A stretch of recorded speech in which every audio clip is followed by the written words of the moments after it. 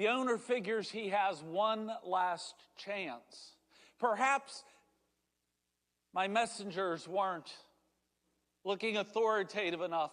Perhaps they weren't treated well because the tenants didn't realize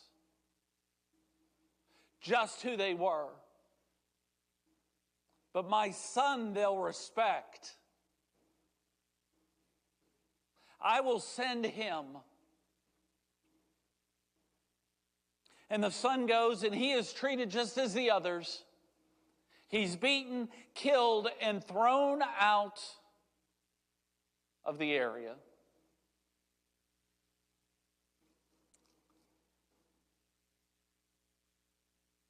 We can see the parallels with the Old Testament prophets.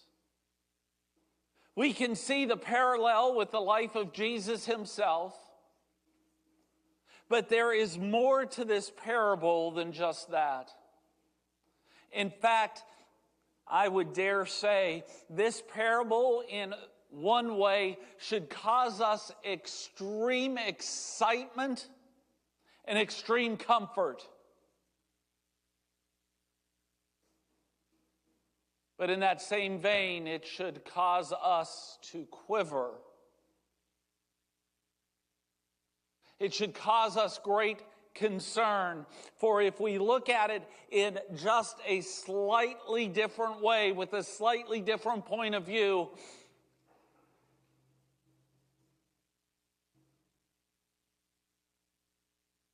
we see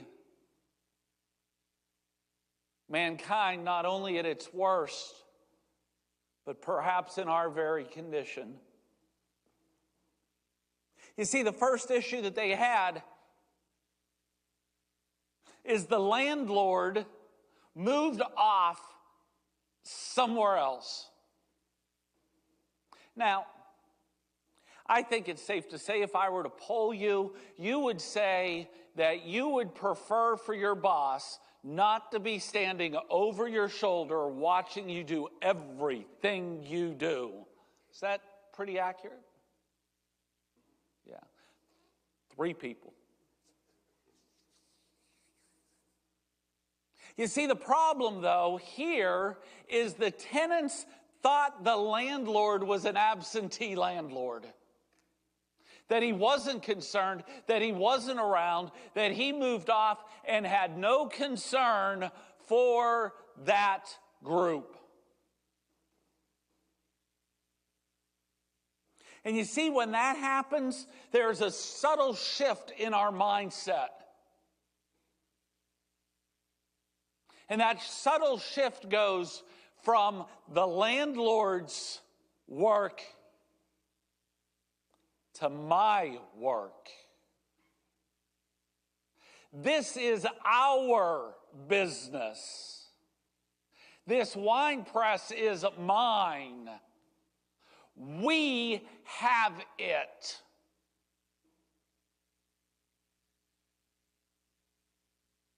Mine is a very dangerous word.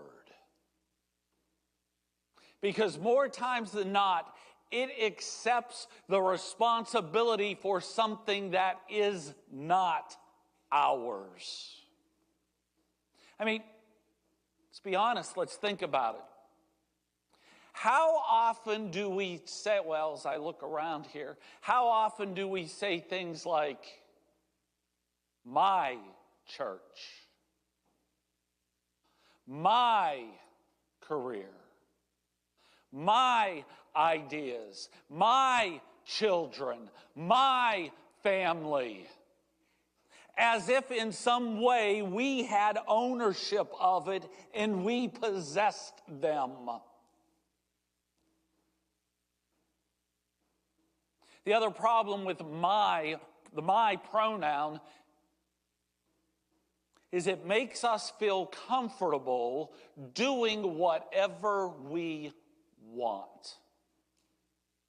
And if someone, especially an outsider, comes in and tells us to do something, like the messengers, it raises our anxiety, and we decide we will defend what is ours.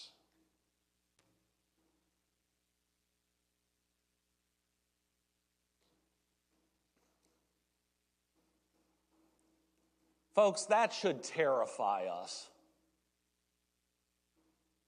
Why? Because we heard just a couple weeks ago,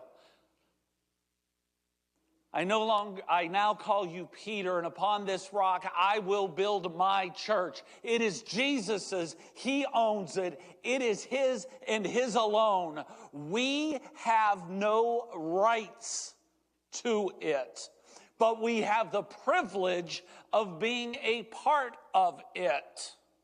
Now, here's the problem. Jesus doesn't tend to stand over our shoulder watching everything we do. So somehow we get the feeling that we are doing something. This typically happens the higher you go up in leadership. You assume that you're in control. Folks, we are never in control of God's church because it is not ours.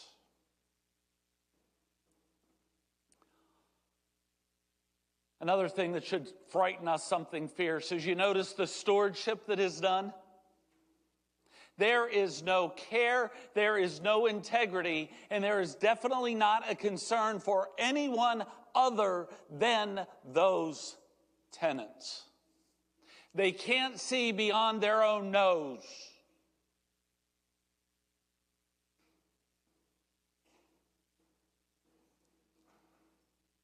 So they beat and they kill and they destroy.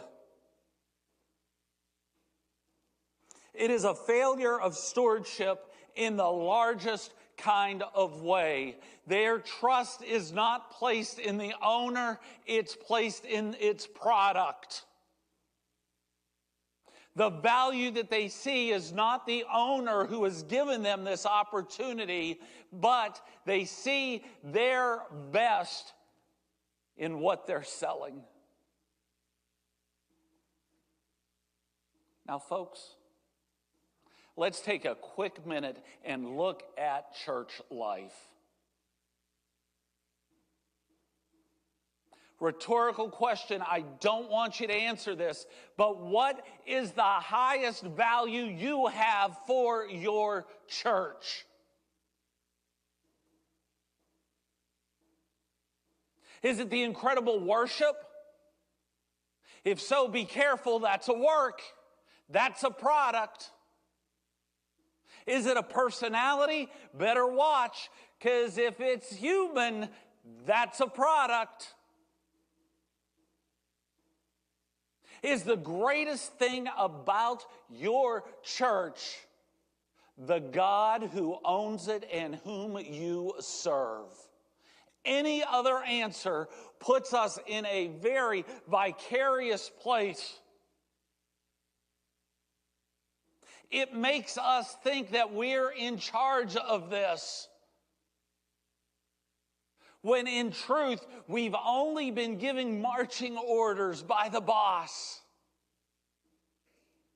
He allows us to serve in our personality and our giftedness or skill or lack thereof in some cases.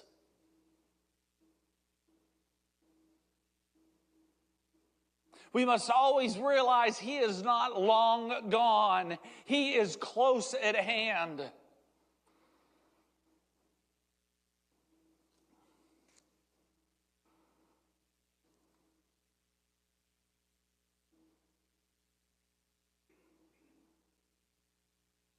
What will the owner of the vineyard do? He will come and destroy the tenants and give the vineyards to others. when we show a lack of stewardship, when we show a lack of respect, when we start valuing things as ours that are not ours, God is not mocked.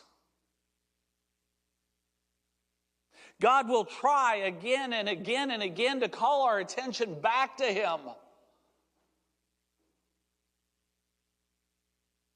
He will send others to warn us. Do we listen? Because when we stop listening, we put ourselves in the same role again as the tenants. And you hear what's going to happen with them. He's going to do away with them, destroy them, and give that giftedness to others. You know what, church? God did that very thing with the faith. He had invested it into a people that was the apple of His own eye. It was a people He called out from nothingness and made them a somebodies, made them special, loved them dearly. And all He asked was for them to love Him, to trust Him, and to follow Him.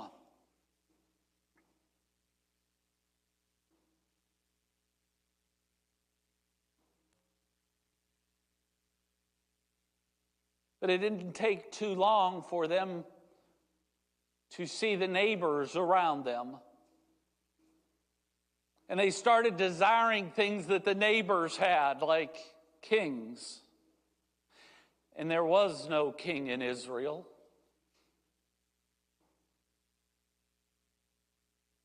They desired something different than what God had planned for them. So He sent them Samuel and Elijah and Elisha and Isaiah and Jeremiah and Daniel and Hosea and Micah and Malachi. Do I need to keep going on? To warn, to call them back, and each time they were ignored, beaten, some physically, some spiritually, some mentally, and even killed. For what reason? That they constantly said the owner was watching.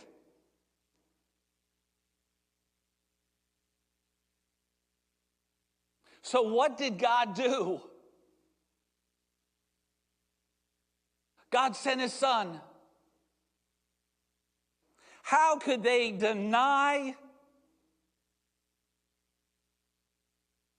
God wrapped in flesh? And yet, they did. Now, they loved all the good parts. You know, the healings were really cool and the feeding was really cool. But man, when He started talking about things like lay down your life and pick up your cross, follow me. Ooh, wait a minute. That doesn't seem to fit my theology.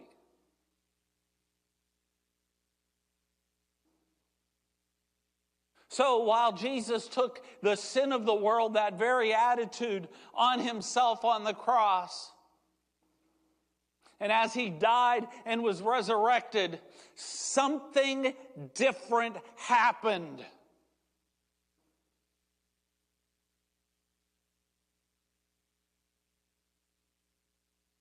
He reached out to an individual that was doing what he thought best, even though it was far from what God would have him do. And on that road to Damascus, He struck him down. And He momentarily blinded him. Why? Because when we focus with our eyes, we see the things of the world. Jesus wanted more for this individual called Saul.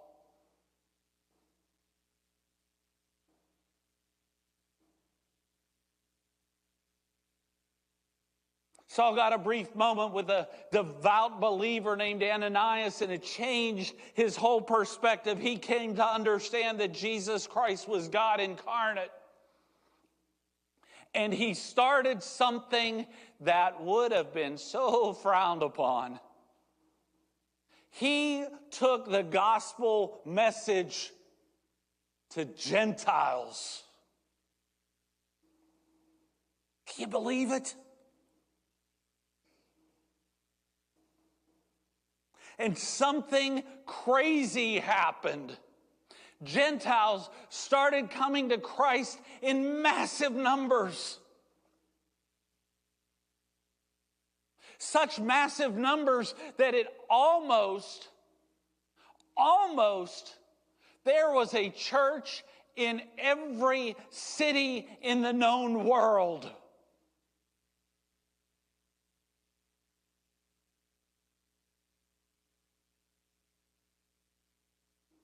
Now, the disciples, apostles still held a high place, but it was being run by those people.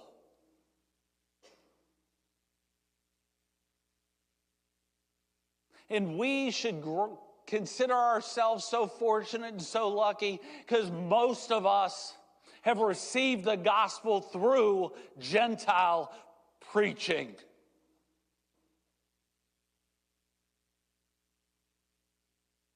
You see, we shouldn't be surprised. The book of Revelation says this same thing, just in a different way.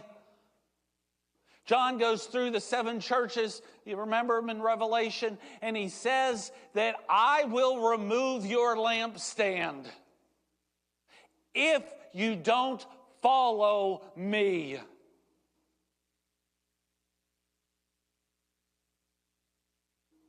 God does not guarantee that any organization survives the entire test of time.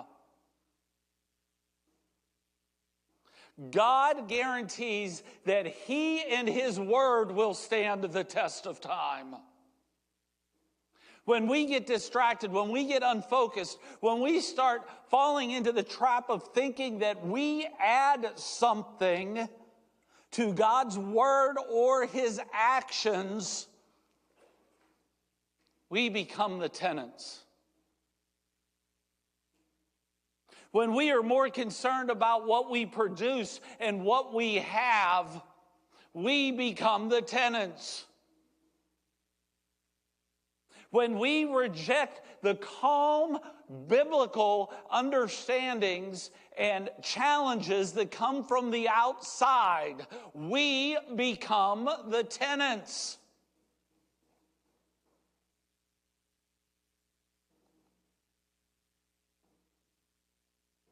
And Jesus Himself taught that they will be destroyed and the field will be given to others. Do you know why God gives it to others? And here's the part where we should get excited. Because God's work is never thwarted. God will accomplish what God sets out to do. We've seen it time and time again. Stubbornness can't stop Him. Crankiness can't stop Him. Even our unbelief will not stop Him. And do you know why it won't stop Him? Because if I want to be rotten, if I want to be unbelieving, if I want to be cranky, He'll use someone else. God's work will never be thwarted. So in this little section, here's what we get. Jesus has told us God has given us stewardship over all that we do. We have the opportunity to turn out something beautiful if we follow God. if our main priority is who God is and what He wants to do.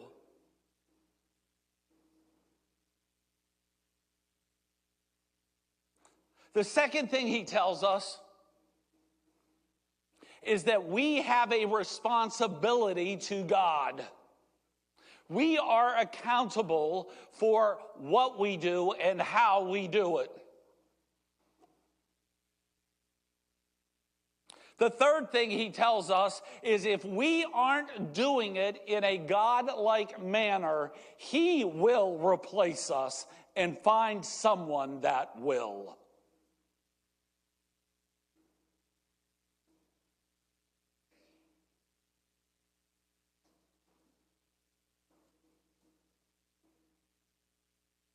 And the religious leaders were seeking to arrest Him, but feared the people, for they perceived that He had told the parable against them. So they left Him, and they went away.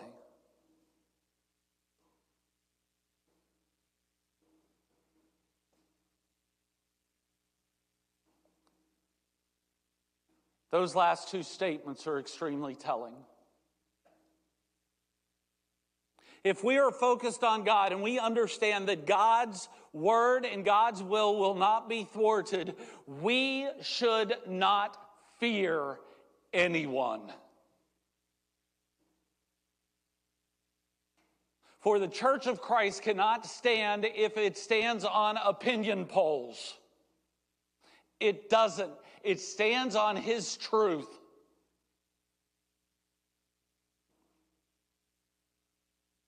We are so fortunate to live in a time like now, because we have people all around us clamoring for something stable to hold on to, something that is sure, something that is positive, something that lifts each one up.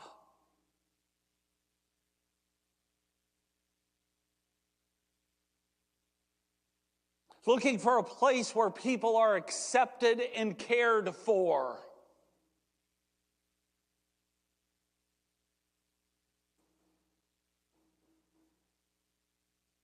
Folks, God has given us a wine press. We are here for the sustenance and salvation of those around us.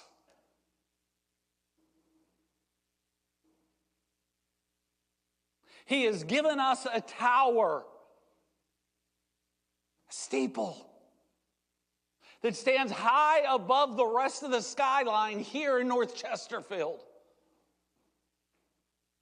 It should be a beacon of hope and stability.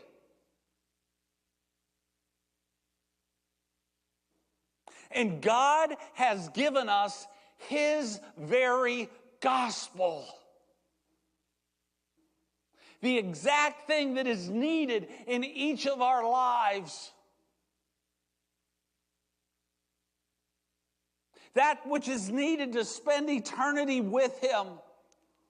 To have peace now.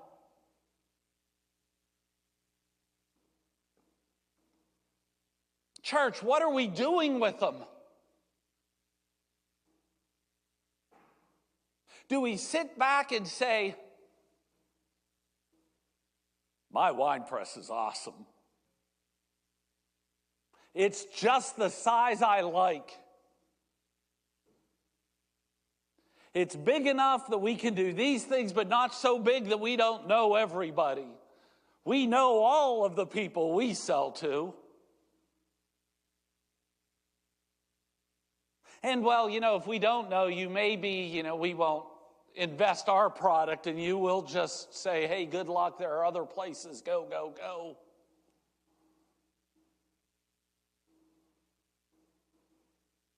How do we respond when we get news of the owner wants to see this done?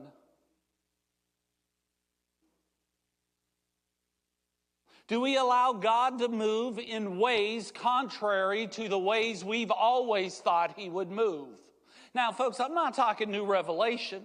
I'm not saying anything about we change the gospel. I'm saying we hold to the gospel, but perhaps we package it in new ways for a new generation.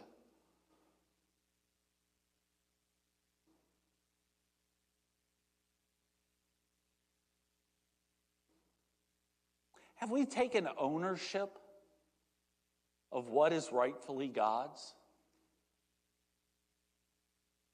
Do we really think it's our talent, our location, our funds, our skill set, our dynamic personalities?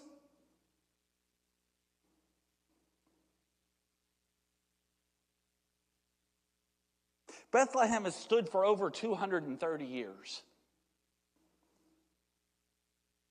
Man, that's a long time.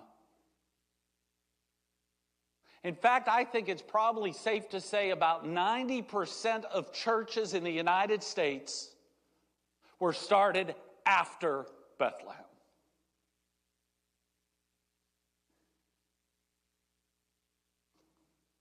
But you know what doesn't impress me? All of that's in the past. What are we doing now, and what are we doing for the future? The only way we can be certain of what we do for the future is if we keep our eyes solidly on Christ. For it's his church, we're just servants in it. It's about his desire and his moving ahead. Let us be open to how the Spirit will move us. Does this mean some crazy stuff might happen? Yep. Does this mean there might be moments that are scary because things are different? Yep. Should we enter with anxiety and nervousness because we have never done this before? Nope. Because with our eyes firmly set on Christ, Christ knows what's coming and he prepares us to deal with it now.